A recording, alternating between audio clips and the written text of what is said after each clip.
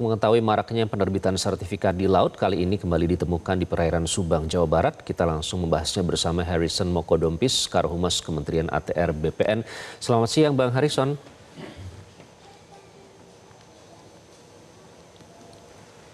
Suaranya masih di mute, Bang Harrison, mungkin bisa dibuka audionya. Ya, mohon maaf, dalam perjalanan. Oke, sudah bisa dengar Bang Harrison. Terima kasih atas waktunya untuk Metro Siang, Bang Harrison. Dari hasil inventarisasi Kementerian ATR BPN, di perairan Subang, Jawa Barat, ada berapa SHM yang ditemukan terdata, Bang Harrison?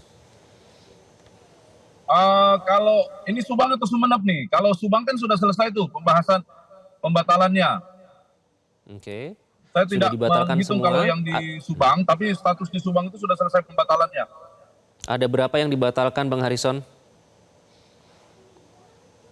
Saya tidak ini ya, karena barusan teman-teman itu kan menyampaikan ke saya, kita akan membahas yang di Sumeneb seperti yang tertulis barusan di layar teman-teman Metro.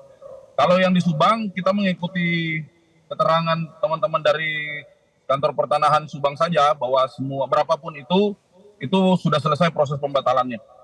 Oke, baik. Jadi kalau yang di Sumeneb juga ditemukan dengan modus yang sama, ada SHM di atas laut, Bang Harrison?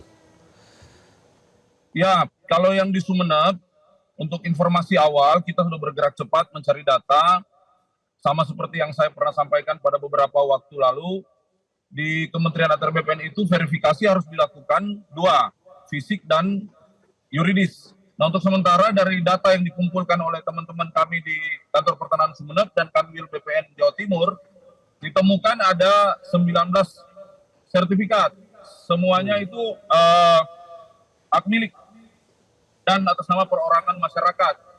Penerbitnya pun dari 19 itu, satu terbit tahun 94 dan sisanya itu terbit di tahun 2009. Begitu Mas Gemma. Terbit di tahun 2009 ya. Ada berapa warga yang namanya dicatut untuk sertifikat itu, Bang Harrison? Ini bukan masalah pencatutan, kita belum masuk ke situ. Saya ingin menyampaikan bahwa ada 19 sertifikat telah terbit di situ. Satu diterbitkan tahun 94 dan sisanya 18 itu terbit di tahun 2009 dari sebuah proses pensertifikatan biasa di kantor pertanahan. Untuk kondisi di lapangan, kalau memang seperti yang nampak di layar ini kan perairan pada saat dia pasang. Tetapi dari riwayat spasial time series, sama seperti yang disampaikan oleh teman-teman dari Subang tadi, pernah ada catatan histori spasial pada tahun 90-an sampai sekitar awal 2000-an itu memang tambak. Masih darat dan diterbitkan. Cuma memang dalam situasi tertentu seperti yang saat dilihat ini sekarang keadaannya adalah air. Nah, kalau dalam mekanisme penelitian selanjutnya bahwa existing darat ini memang tidak ada lagi, tentu kita akan mengkaji dari aspek apakah ini memenuhi ketentuan di dalam peraturan kita mengenai tanah musnah. Nah, kalau tanah musnah kan sama, haknya akan dikaji kembali apakah dapat ditempuh proses pembatalan atau seperti apa. Tapi lagi-lagi histori data fisik dan histori data yuridis tentu harus menjadi pegangan kita ke depan. Oke, jadi kalau yang di Subang sudah dibatalkan semuanya, kalau yang di Sumeneb ini berarti statusnya bagaimana, Bang Harrison, sekarang? Sampai hari ini proses penelitian itu masih dilakukan. Data awal menunjukkan di situ memang ada sertifikat 19 bidang atau 19 sertifikat, 19 nama, yang juga diterbitkan 2 periode ya, satu sertifikat tahun 94, dan sisa 18 sertifikat itu di tahun 2009. Dan semuanya punya rekaman warka penerbitan maupun data spasial yang menceritakan kronologis terbitnya masing-masing sertifikat itu. Oke, baik. Jadi setelah Kabupaten Tangerang, kemudian Subang, lalu sekarang Sumeneb, apakah ada wilayah lain yang termapping oleh Kementerian ATR BPN yang selanjutnya akan diproses, Bang Harrison?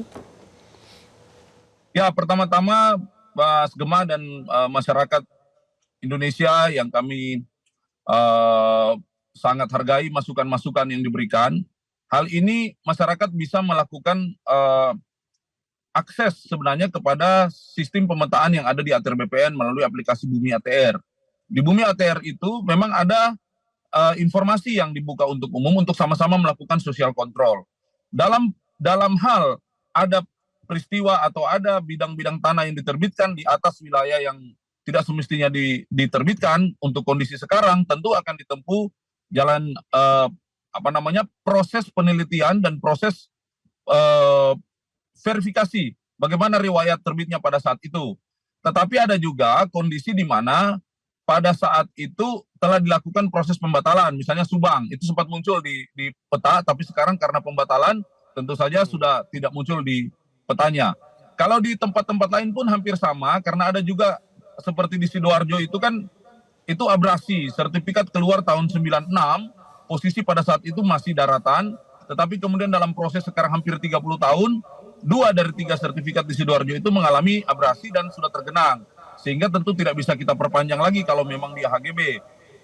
Demikian, kalau untuk yang lain-lain, sampai saat ini kita masih melihat 3 kondisi, ada yang memang masuk ke air, ada yang dulunya memang merupakan darat dan sekarang terkena abrasi, ada yang sudah dilakukan pembatalan, dan kemungkinan juga dalam proses kami di kantor pertanahan atau di kanwil-kanwil itu, hari ini karena kami kan terus melakukan perbaikan kualitas data, jadi pasti hal-hal seperti ini menjadi perhatian untuk dirapikan atau untuk dilakukan penelitian. Apakah masih ada lagi di tempat-tempat lain yang sifatnya seperti ini. Tetapi apapun itu Mas Gema, tentu di dalam aturannya sendiri di Kementerian BPN, kami memiliki aturan untuk dapat melakukan penelitian, verifikasi, termasuk proses lanjut dari sertifikat-sertifikat tersebut kalau memang dalam riwayat penerbitannya tidak seharusnya terbit atau telah berubah kondisi awalnya dari sejak dia terbit ke kondisi yang sekarang. Begitu Mas Gema. Oke, baik, terima kasih Bang Harrison Mokodompis, Karohumas Kementerian ATR BPN sudah bergabung di Metro Siang.